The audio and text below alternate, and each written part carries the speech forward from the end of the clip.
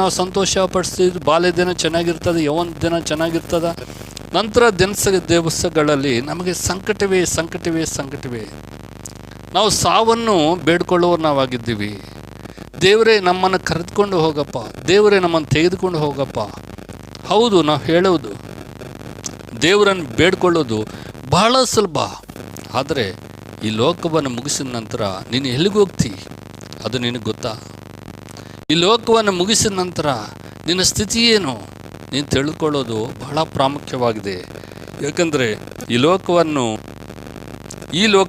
ನಾವು ಬಿಟ್ಟಿದ ನಂತರ 10ನೇ ವಚನ, ಯಾಕಂದರೆ ಪ್ರತಿಯೊಬ್ಬನೂ ತನ್ನ ದೇಹದ ಮೂಲಕ ನಡೆಸಿದ ಒಳ್ಳೆಯದಕ್ಕಾಗಲಿ ಕೆಟ್ಟದಕ್ಕಾಗಲಿ ಸರಿಯಾಗಿ ಪ್ರತಿಫಲವನ್ನು ಹೊಂದುವುದಕ್ಕೋಸ್ಕರ ನಾವೆಲ್ಲರೂ ಕ್ರಿಸ್ತ ನ್ಯಾಯಾಸನದ ಮುಂದೆ ಯಥಾಸ್ಥಿತಿಯಲ್ಲಿ ಕಾಣಿಸಿಕೊಳ್ಳಬೇಕು. ನಮ್ಮ ಆತ್ಮಗಳು ದೇವರ ಮುಂದಕ್ಕೆ ಹೋಗ್ತವೆ ಅಂತೇಳಿ ನಾವು ತಿಳಿದುಕೊಳ್ಳಬೇಕು. ಕಾರಣ ಈ ಲೋಕದಲ್ಲಿ ನಾವು